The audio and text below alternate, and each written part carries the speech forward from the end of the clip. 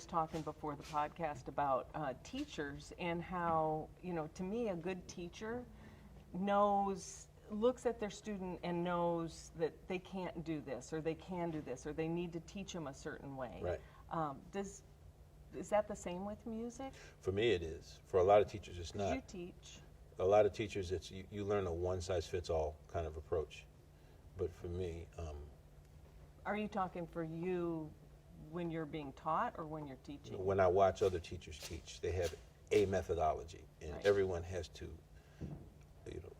submit or ascribe to that particular philosophy. Well, for me, I'll give you an example.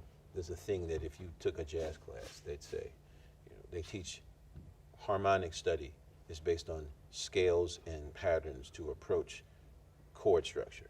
So a very popular song structure in all forms of Western music is the dominant 7 chord. So if you would say to a music teacher, what can I play on a G7 chord? He'd say, a Mixolydian scale works great.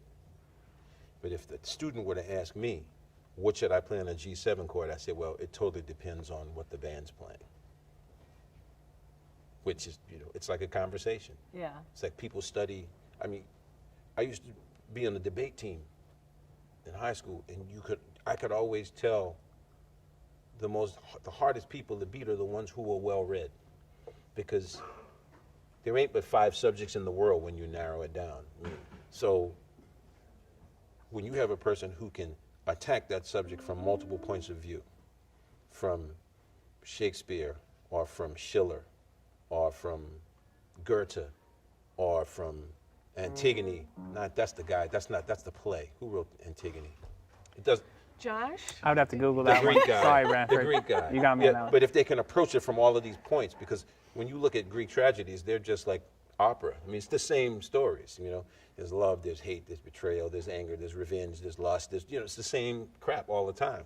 And the people who are more well-versed have a better chance of winning the argument because they know so much, so they can expound on it in different ways, whereas people who have limited vocabulary, they can only talk about it one way. It's hard to win in a debate when during the course of 45 minutes to an hour, you just keep saying the same things over and over again.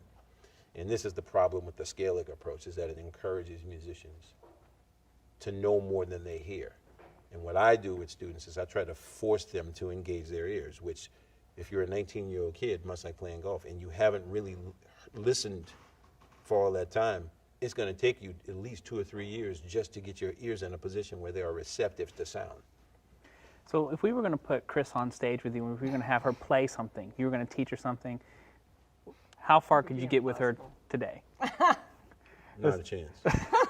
He knows I'm so Tambourine. Tambourine. There you go. What's the You range? What's the range of musical that triangle that's in the mix? We don't have triangle. We don't even have tambourine. No. I just think that salt shaker, something like salt that, shaker would right? work. You like box of matches, right? Like. Well, they don't have those anymore. But you're showing your age when you start talking about matchboxes. I was just thinking they're stomp, almost there's no matchboxes anymore. There used to be a matchbox on every table in these places when I first started doing this. Now everything is no smoking, so the matchboxes are gone. Okay, so sorry, Kris, I tried to help you out there. But he knows me well. it's actually easy to play music and it's hard at the same time. It's hard to get people to hear music, to actually hear it.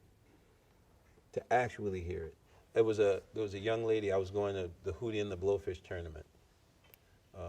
What's it called? Monday after the Masters. Monday after the Masters. I think 18 Birdies is going to be there this year. Yeah. Wow. Okay.